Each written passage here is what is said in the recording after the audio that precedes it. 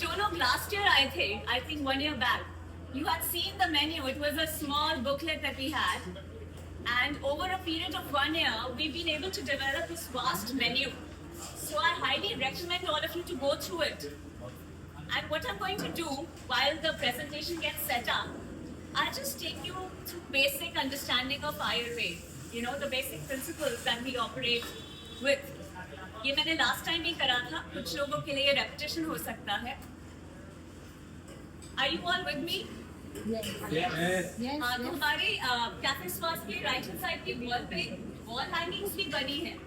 You know, talking about the fundamental concepts or fundamentals of Ayurveda. Panch Mahabhut. Everything in nature is made up of 5 elements. Yeah, 5 great elements. जो हम जानते हैं, आकाश, वायु, अग्नि, जल, पृथ्वी. या और आयुर्वेद के अनुसार इन्हीं तत्वों से तीन दोष बनते हैं.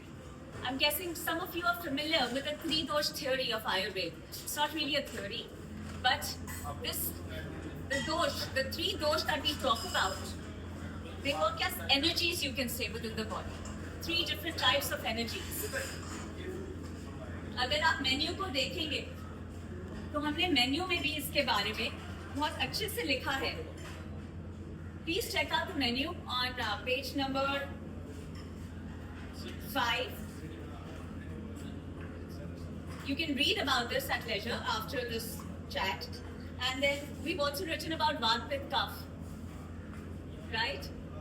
जब Vata Pitta Kapha की हम बात करते हैं, I'll just come straight to this because this is the fundamental, it's the foundation of the menu that we have, and it's the foundation of the kind of communication Cafe Swas does. Vata is a combination of Akash and Vayu, space and air element. ठीक है, जैसे कि हम जानते हैं कि space, Akash, it's just nothingness. What we understand of it. उसी nothingness में से vibration निकलती है, vibration उत्पन्न होती है या ध्वनि उत्पन्न होती है. या वायु जो होती है या एयर होता है, it's extremely dynamic, movement oriented. हम जानते हैं कि वायु किसी भी डायरेक्शन में जा सकती है, and it's extremely dynamic, mobile, right? तो जब ये वात दोष आकाश और एयर के साथ, आकाश और वायु तत्वों के साथ बनता है, it becomes responsible for any kind of movement within the body. Movement within or any movement external to the body. जैसे मैं आपसे बात कर रही हूँ अभी, मैं बात इसलिए कर पा रही हूँ क्योंकि वात प्रेजेंट है. वात के कारण मैं हिल पा रही हूँ, मैं स्पीच डिलीवर कर पा रही हूँ, ध्वनि निकल पा रही है. वात के कारण मैं हाथ ऐसे करके चला रही हूँ. वात is responsible for the breath because the movement takes place. When you're chewing your food, that is because of Vata. When you're blinking your eye, that's because of Vata. Any kind of movement, whether subtle or gross, it happens because of Vata. Vata का सबसे बड़ा, सबसे important function होता है excretion within the body. Excretion means your waste go out of the body. In fact, अगर Vata नहीं हो तो menstrual cycle भी नहीं हो सकती, या बेबी भी डिलीवर नहीं हो सकता, क्योंकि वो हवा के कारण, वो वात दोष के कारण ही आप किसी भी चीज को अपनी बॉडी से पुश आउट कर सकते हो. राइट? तो जब वात इम्बैलेंस में होता है, then people face gas problems. Does that make sense? Is everyone with me? समझ आ रहा है? Yes, ma'am. गैस प्रॉब्लम्स होती हैं या पेन होता है बॉडी में क्योंकि हवा अटक जाती है. आपने देखा होगा कुछ लोग जब पैर दबाते हैं तो डकारें निकलती हैं, वो वात दोष है, वात इम्बैलेंस हो गया. आर्थराइटिस की प्रॉब्लम वात इम्बैलेंस हो गई. Rheumatoid arthritis also because of vata imbalance. Anything, bone weakness happens because of vata balance. क्यों? क्योंकि हवा आपके जोड़ों में अटक जाती है. When we do this, sometimes crackling sounds निकलते हैं, वो वात है. जब वात बैलेंस में होता है, so one is in a very free-spirited space, very creative and very light-headed, like very light. तो वात का अपना एक महत्व है. बैलेंस में होना वात का बहुत जरूरी है, क्योंकि जब वात बिगड़ जाता है तो वो बॉडी में सब कुछ हिला सकता है, स्पेशली और ब्लड प्रेशर. क्योंकि वो बात ही है जो ब्लड प्रेशर को हाई या लो करेगी। ठीक है, अब मैं पित्त की चर्चा करती हूँ। इसके बारे में भी हमने मेन्यू में दिया हुआ है। पित्त is a combination of fire and water elements, अग्नि और जल। अब क्योंकि फायर की मौजूदगी है इसमें, it is responsible for anything that is related to digestion और मेटाबॉलिज्म। क्योंकि हम जानते हैं कि फायर ट्रांसफॉर्म करती है। Anything that goes through fire it will transform, right? So anything that needs to be digested within the body. It could be food, it could be thoughts, it could be life experiences. It happens because of the Agni present within us. पित्त का function ही वो है, transformation, digestion, metabolism and transformation. तो वो खाने को पचाता है और जो ऊर्जा वो खाना देता है, उस ऊर्जा से हम अपना जीवन जीते हैं। ये पित्त का function है। पित्त present होता है आपके stomach में, mostly it's present everywhere, but it's mainly present in your stomach to digest and your liver, because liver is the main place जहाँ पे वो काम करता है कि ये बॉडी में रखें और ये बॉडी से हटाएं, right? I don't know, maybe some of you know about the liver, but just telling you this is what the liver does. तो जब पित्त बहुत ज़्यादा हो जाता है बॉडी में, तो लिवर हीट अप हो जाता है। आपने सुना होगा gall bladder stones. Gall bladder stones क्यों होते हैं? क्योंकि जब पित्त बहुत ज़्यादा, जैसा आपने बहुत ऑयली फूड खाया या बहुत ही हैवी फूड खा लिया, तो अब आपके लिवर को बहुत काम करना पड़ रहा है। गॉल ब्लैडर आपके लिवर के नज़दीक होता है, वहाँ से वो बाइल सिक्रीट करता है। पित्त की थैली जो हम हॉस्पिटल्स में देखते हैं, पित्त की थैली लिखा हुआ होता है। पित्त की थैली इज द गॉल ब्लैडर। और बाइल जब वो सिक्रीट होता है उसको पचाने के लिए, तो कभी कभी क्या होता है, एक्सेस बाइल सिक्रीट हो जाता है, और जब वो यूज में नहीं आता तो वही गॉल ब्लैडर स्टोन्स बन जाते हैं और उसका कोई इलाज नहीं है। देयर इज नो इलाज except surgery. So it's very important कि आप पित्त को बैलेंस में रखें। कभी कभी पित्त इतना ज्यादा गर्मी करता है कि रात को नींद नहीं आती, बंदे को लगता है कि पता नहीं इंसोम्निया हो गया, but the thing is he is been eating so much food with heat और hot potency that the liver is not relaxed. So you need to kind of cool down, शीतलता लानी चाहिए बॉडी में, जिससे आपको अच्छी नींद आए। पित्त के कारण डायरिया होता है, पित्त के कारण अल्सर्स हो जाते हैं, इम्बैलेंस पित्त के कारण। इम्बैलेंस पित्त के कारण सारे लिवर डिसऑर्डर्स हो जाते हैं। जब पित्त बैलेंस में होता है, one exudes courage, confidence, commanding nature, eloquence in speech, ये सब पित्त का देन है।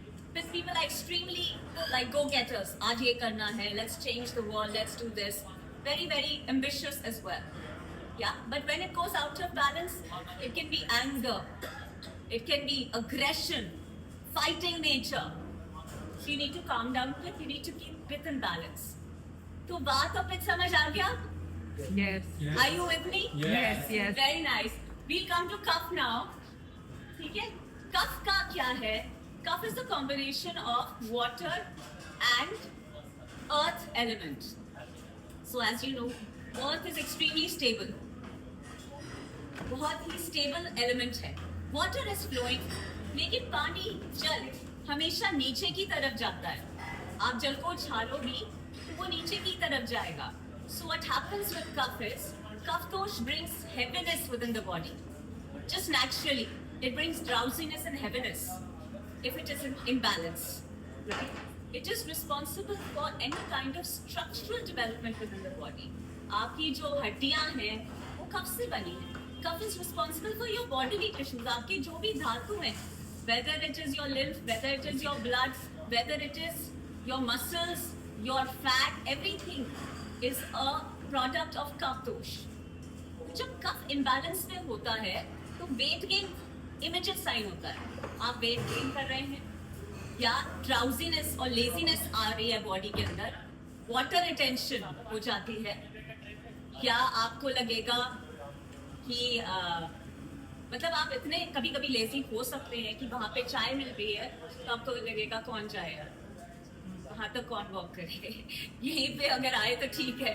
So that becomes an extreme side of kapha. लेकिन जब कफ बैलेंस में होता है वो सॉफ्टनेस लाता है, वो काइंडनेस लाता है, कंपैशन लाता है, the love that you need, that cough brings, stability that you need that cough brings. So while Vata is all dynamic and Pitta is all fiery, cough what brings stability.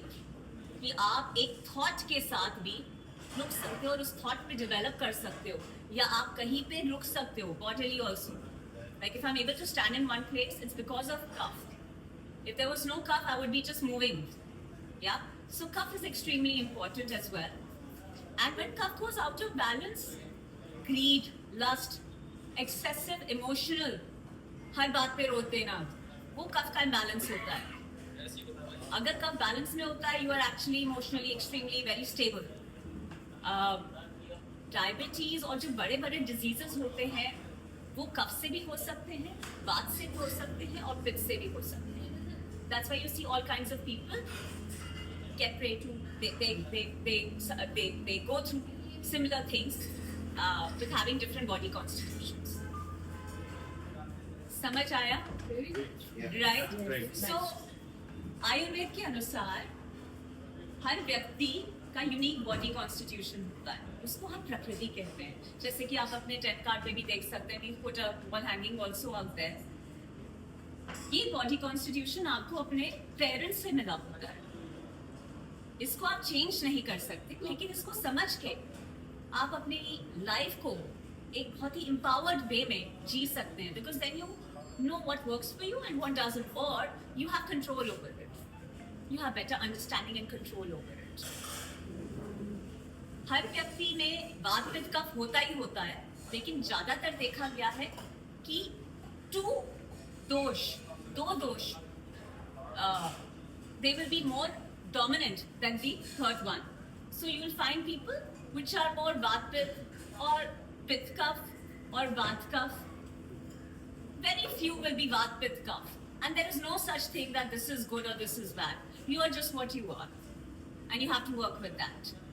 हाँ, ये होता है कि जब Vata Kapha हो जाए, पित्त नहीं हो, तो the person has to work a lot on keeping the fire active, because he needs stimulation on a daily basis. उसको फिर गरम खाने की जरूरत है, उसको स्पाइसेस की जरूरत है. लेकिन एक कफ के व्यक्ति को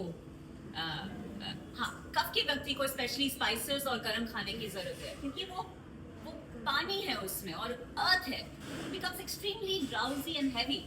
लेकिन अगर पित्त का व्यक्ति है, उसको शीतल चीजें खाने की जरूरत है, जिससे वो अपने पित्त को बैलेंस में रखे. Otherwise he can get extremely fiery. और नेचुरली पित्त वाले व्यक्ति, उनको बहुत अच्छा लगेगा अगर वो एक जल बॉडी में, वाटर बॉडी के पास वॉक करेंगे. उनको बहुत नेचुरली बहुत अच्छा लगेगा, because that water body suddenly bringing coolness to their body.